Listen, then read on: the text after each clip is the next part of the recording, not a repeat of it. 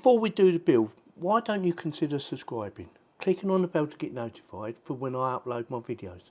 It will help the channel keep on growing. The more people that follow me, the more videos I can make, because I should get a bit more money and be able to buy more parts, like for PC building, stuff like that, that you might find interesting, or not. If you do find it interesting, make sure you give me the thumbs up as well. So with that, what I'm going to do, I'm going to read out the parts list, then I'm going to do the build. And if there's any parts you want to skip, look in the video description. There will be chapters in there, so you can skip to any part that you want to see first. Alright, so with that, the parts. Lian Li O11 Dynamic EVO, that is the main case. And I'm looking forward to doing a nice little build in there. Hopefully it all goes well. Asus ProArt Z790 Creator Wi-Fi, and that motherboard was not cheap by any means, nor was the Intel Core i9 14900K desktop processor with 24 cores. I think they cost roughly about the same, and it was only £2 dearer than the 13th gen one. So I thought I might as well go for the latest one, eh? Makes sense, yeah? Course of Vengeance RGB 32GB DDR5 7200 MHz CL34 desktop memory. Hopefully that's enough. I might upgrade that at some time and put 64 in there, or maybe even more. ZOTAC GeForce RTX 4070 Super 12GB twin edge graphics card. Again, one of the latest ones out, the new Supers. Western Digital Black 2TB, and I've got two of them. PCIe Gen 4 NVMe up to 7300 megabits per second. EVGA Supernova 1000 G3. Like I said earlier, that is an old power supply that I had laying about, and I thought, well, no point in buying a new one. Everything else is new apart from that. Lian Li Galahad 11 LCD Performance All-in-One 360mm CPU water cooler. Hopefully that's good enough. It better be. I'm not buying another one. Lian Li 120 version 2 addressable RGB black 120mm fan triple pack with controller, and I've got two of them triple packs plus a single, and that's 120mm as well. I did want the 140s, but I was having trouble finding them, so I thought I'll go for the 120s. And I thought, well, I would prefer the 140s, but like I said, I was having a bit of trouble finding them, and I thought it's still going to look good. So with that, let's do the build, shall we?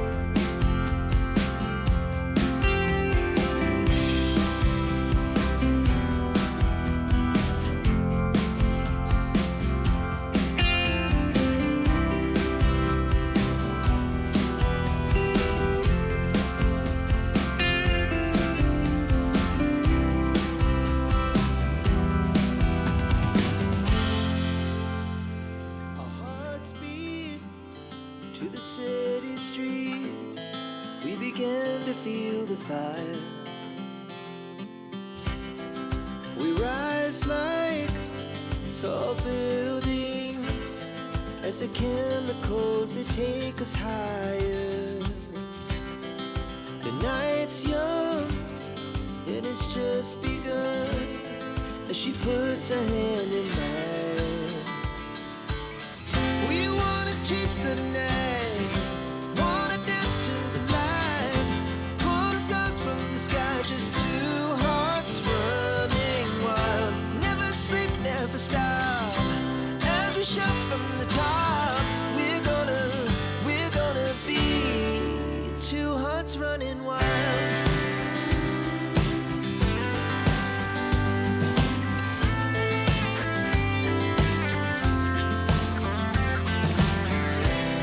Now the morning is the afternoon, we lay awake in bed.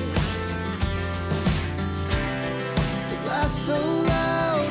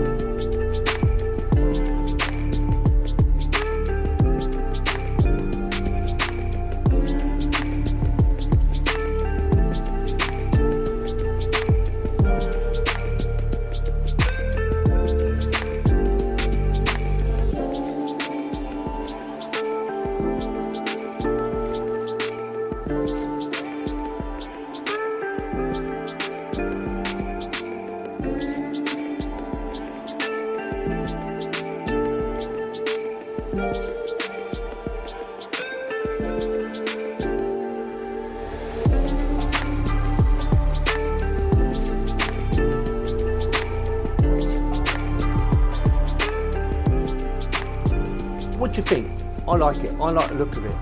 But I did have some issues and I will go through them in a second. But overall, I am very pleased with it. It's working fine. I've done a few bench tests and everything seems to be working fine with no issues.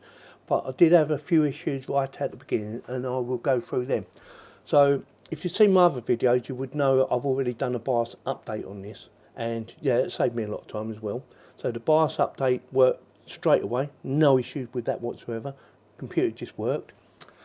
My issues were, I changed the setting in the BIOS and it took me a little while to figure out which one was causing the issue. I thought maybe the XMP, but it wasn't the XMP, it was an Intel setting. I turned an Intel thing on. I can't remember what it's called, but there's an Intel one on there. So I think it Intel Rapid Storage or something. I had that on and for some reason it was conflicting with other software. And I would get a random crash. So what I done, I went back to the BIOS, I went back to defaults, and I worked my way through the process. So I turned the XMP on first, run that for a little while, and that was fine. Then I turned the Intel on, and ran that for a little while, and it started crashing again. So I thought, it's the Intel. So I turned the Intel off, and since then, it's been working fine. Now, I did do, like I said, I've done a few bench tests and I was getting random crashes with that. And it was, what was I running? 12 seconds later. I was running 3D Mark. Now I wasn't expecting it to be high up in the charts because I haven't got the best graphics card in there. And it's not really designed to be a high-end gaming machine. It's more designed for editing, video editing. I want it to do 4K, 6K if possible. I might need to get another graphics card to go with the one I've already got in there. Because I run DaVinci Resolve Studio, I know that DaVinci Resolve Studio works best if you've got more than one graphics card. Some software doesn't. Some software doesn't really matter how many graphics cards you've got in there. It will only work off of one. But I know DaVinci Resolve does work off of two. But also works off of one as well. So I might not need another one. When I checked a report on why it kept crashing when I was trying to run 3D Mark, I found that it was to do with my power supply. So rather than change my power supply, which I might do in the future, what I decided to do is try the power supply in different slots. So I had VGA 1 in one, and originally I had VGA 1 in 2. So I took the one that was in 2 and put it in number 3 on the power supply. And touch wood, it's been fine, no issues. The all-in water cooler where the radiator sits on the bracket at the back, yes, I put the screws in, no issue with that whatsoever, and then I put them back plates to go over the top and they wouldn't close. And it's because the screws for that are rounded and they were sticking up a little bit. So what I've done, I loosened it off a little bit, the screws on each one, and it allowed me to shut the back plates onto it.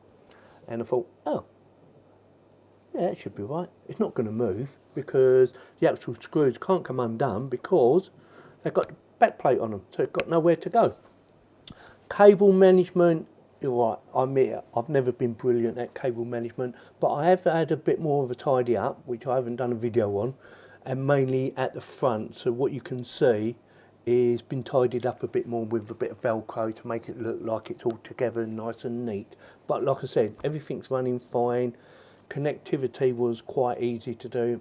It's a very well thought out PC case with so many different ways that you can reconfigure whether you want to put the motherboard on, whether you want the motherboard up a bit further or down a bit further. You can do all that. You can actually move the power supply, whether you want it up a bit further or down a bit further, you can do that. You can move the USB connections. You can move them around to this side. And also you can take the centre bar out where the two bits of glass meet, and I did take that bar out because I think it looks a lot better without that bar in it. What do you think? Let me know in the comments what you think. Yeah, I've done a few bench tests and no more crashing. So I've done graphics tests, I've done CPU tests, and I'm going to be doing memory tests or RAM tests and hard drive tests. If that's something you want to see, I will do another video, so make sure you're subscribing for that and clicking on the bell to get notified for that as well. That will be coming up in the next couple of weeks, hopefully. I've got a few more projects to do first, but hopefully once I've seen it all settled down and I know everything's running smoothly, I will bring out another video for that. Also, while you're watching this video, if you're still listening, so I'm doing another review on another computer case. So if you're interested in computers, like I am, look out for that one as well. And hopefully that'll be within a week or so, or maybe less, maybe next week, whatever, whenever this video came out. Do you like the RGB? Do you think I should change the 3 fans that are actually on the radiator to match the other 7 fans? Let me know in the comments. So with that, give my thumbs up, not just for the actual case itself, but for everything, the hardware, the layout, ease of use, the RGB, and thank you very much Christopher Flanagan for sending me that case, because I wouldn't have built this otherwise. It cost me a fortune, but I wouldn't have built it if he hadn't sent me that case. So with that, like I said earlier, if you like any of my videos, consider subscribing, clicking on the bell to get notified, and if you're thinking about buying a case, check out my affiliated links in the video description. It does help the channel keep on growing, and helps me pay for some of my cost of my PC build. Thank you very much for watching. Hope you enjoyed it.